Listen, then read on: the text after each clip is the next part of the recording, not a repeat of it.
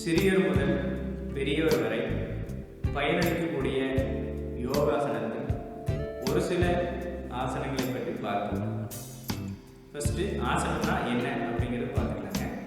உடல் நலத்திற்காகவும் மன ஒருமைப்பாட்டிற்காகவும் படுத்து அமர்ந்து நின்று செய்யும் பயிற்சியே ஆசனமாக கருதப்படுகிறது.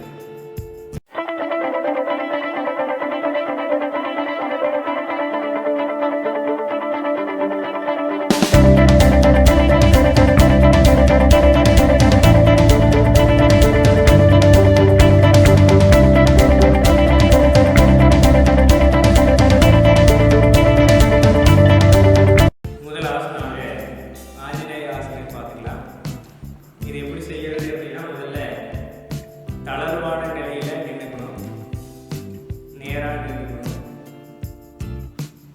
இப்போ இடது கால மினிமம் 1 feet, மேக்ஸிமம் ஷோல்டர் லெவலுக்கு மேலே எடுத்துக்கலாம். கைகள் கீழே தாழ்த்தியவாறு இருக்க வேண்டும். இரண்டாவது நிலை கைகளை மேல் உயர்த்த வேண்டும், ஷோல்டர் லெவல். இது இரண்டாம் நிலை. மூன்றாம் நிலை உங்களது இடது பக்கமாக திரும்ப வேண்டும், கைகளை கீழே தாழ்த்தாமல். இவ்வாறு நிற்க வேண்டும். மூன்றாவது நிலை கைகளை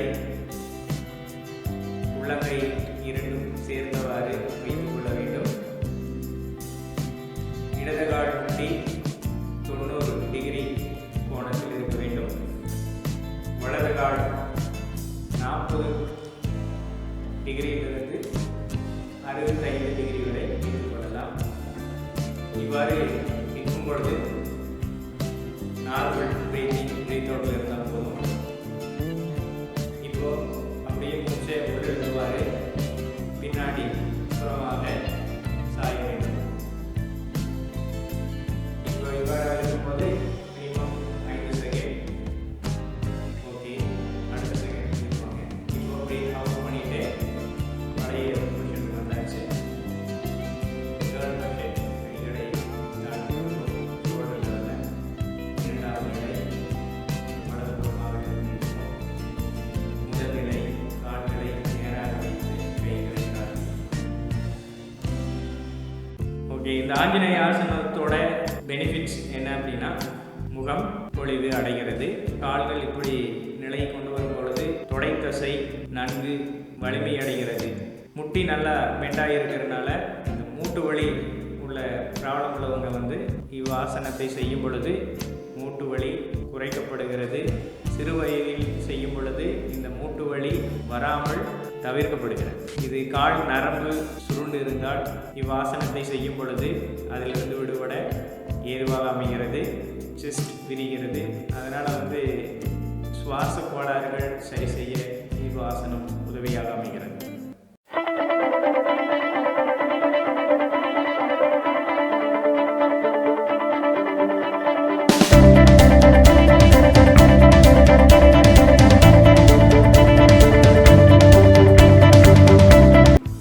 திரிகோணாசன்.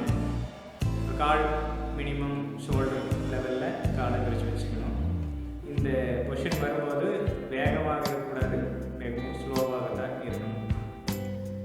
இப்போ கைகளை மேல் உயர்த்த வேண்டும். தோள்பட்டை அளவு உள்ளங்கை கீழ் பார்த்தவாறு அமைந்திருக்க வேண்டும்.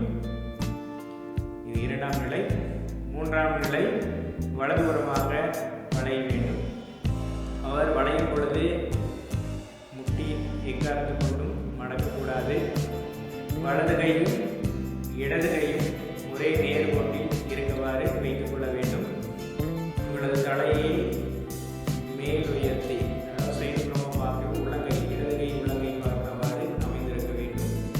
இவ்வாறு செய்யும் பொழுது மூச்சு விட்ட நிலையில் இருத்தல் வேண்டும். இப்போ மூச்சை அப்படியே உள்ள எடுத்துட்டு பழைய பொசிஷன் மேல் வர வேண்டும். கைகளை தாழ்த்தி காலை முதல் நிலைக்கு வர வேண்டும். இவ்வாறு மேல் வரும் பொழுது மூச்சை உள்ளிழுத்தவாறு வைத்திருக்க வேண்டும். திரிகோணாசனா செய்யும் பொழுது கண்களில் உள்ள குறைபாடுகள் நீக்கப்படுகிறது.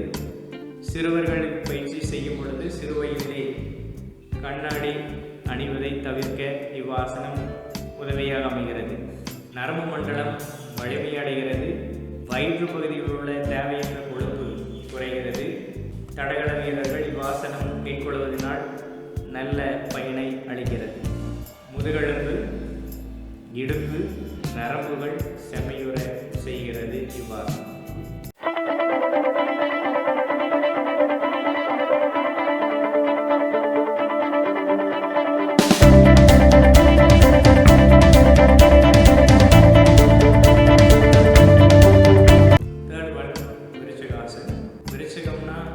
விருத்தி என்ற பொருள் இருக்குது. இது கால்கள் விரித்து மரம் போல இந்த ஆசனங்கள் செய்வதனால விருச்சிகாசன் அப்படின்னு சொல்கிறோம். முதல் நிலை நேராக நின்று கொள்ள வேண்டும். இரண்டாம் நிலை கால்களை மேலே வலது காலை உள்ளங்கால் படம் அளவு கொள்ள வேண்டும். கைகளை காட்டி இருக்க வேண்டும். இது இரண்டாம் நிலை. மூன்றாம் நிலை மூச்சு உள்ளிழுத்துவாறு கைகளை இரண்டு உள்ளங்கையும் படுத்தாக நீண்டு கொள்ள வேண்டும். இது மூன்றாம் நிலை. இருக்கும் பொழுது நார்மல் பிரீதிங் எடுக்கலாம். கைகளை தாழ்த்துங்கள். 5 செகண்ட்ஸ் கழிச்சு கைகளை தாழ்த்தணும். காலை கீழே. இவ்வாசனத்தின் பயன்கள் பார்த்தீங்கன்னா கால்கள் வலுப்பட வைக்கிறது. மனதை ஒருநிலைப்படுத்த முடிகிறது. முதுகோட ஸ்ட்ரென்த் அதிகமாகுது. நெகிழ்வுத்தன்மையும் உண்டாகுது. இவ்வாசனம் மேற்கொள்ளும் பொழுது கண்டிப்பாக பிரீத் இன் பிரீத் அவுட் பண்ணணும். யாரெல்லாம் செய்யக்கூடாது அப்படின்னா ஒற்றை தலைவலி இருக்கிறவங்க செய்யக்கூடாது.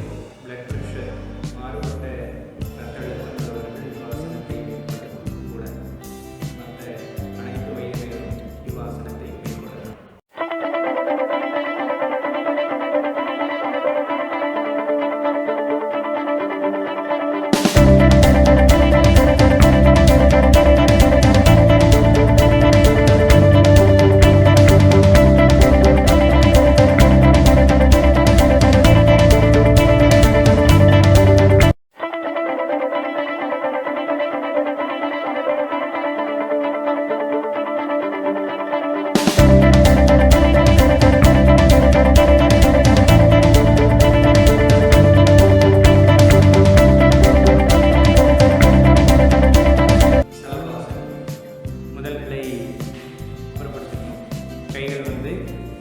விரிச்சிட்டு தனது ஹிப் ஜாயின்ஸ் பக்கத்தில் வச்சுக்கணும். உள்ளங்கை கீழே பார்த்த மாதிரி வச்சுக்கணும்.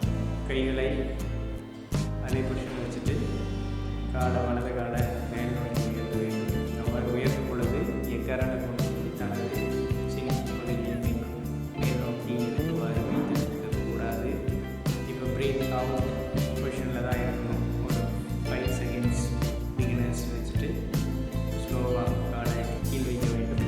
அடுத்தது இன்னொரு சைடு வலது கால் 5 செகண்ட்ஸ் வச்சுட்டு பிரீத் அவுட் பண்ணிட்டு மெதுவாக காலை கீழே வைக்கணும். இது முதல் நிலை. முதல் நிலை முடிந்த பின்னாடி மறுபடியும் கைகளை பழைய பொசிஷனுக்கு எடுத்துகிட்டு போயிட்டு மகராசனம். இது ரிலாக்ஸேஷன். சலபாசனம் செய்யும்போது கண்டிப்பாக இவ்வாசனத்தை மேற்கொள்ள வேண்டும். இது ஒரு 5 செகண்ட்ஸ் முடிச்ச பின்னாடி இரண்டாம் நிலை. இரண்டாம் நிலையில் தனது கைகளை முதல் நிலையைப் போல கைகளை வைக்க வேண்டும். இரண்டாம் நிலையில் கைகளை தொடைக்குள் புறமாக வைத்து கால்களை உயர்த்த வேண்டும். கால்களை உயர்த்தி சின்ன மேலே நிறுத்த வேண்டும். இவ்வாறு நிலையில் இருக்கும் பொழுது பிரீத் ஹோல்ட் பண்ணி வைத்திருக்க வேண்டும். பிரீத் அவுட் பண்ணிவிட்டு காலை கீழே இறக்கிட்டோம். கைகளை பழைய நிலைக்கு கொண்டு வந்து மகராசனம் ரிலாக்ஸேஷன் பொசிஷனில் ஒரு 5 முதல் 10 வினாடி வரைக்கும் வைத்து பழகலாம். இவ்வாசனத்தின் யூஸ் என்ன அப்படின்னு பார்த்துக்கலாம். இது கழுத்து வலி, முதுகு வலி போக்க இவ்வாசனம் உதவியாக அமைகிறது. சுகர் பேஷண்ட்ஸ் இவ்வாறு இந்த இவ்வாசனத்தை செய்வதனால் சுகர் கண்ட்ரோலில் கொண்டு வர இவ்வாசனம் உதவியாக அமையும். அது மட்டுமல்ல, சிறு வயதிலிருந்து இவ்வாசனம் மேற்கொள்வதனால் நீரிழிவு நோயிலிருந்து முழுமையாக விடுபடலாம். தொப்பையை குறைக்க இவ்வாசனம் உதவியாக அமைகிறது. சிறுகுடல்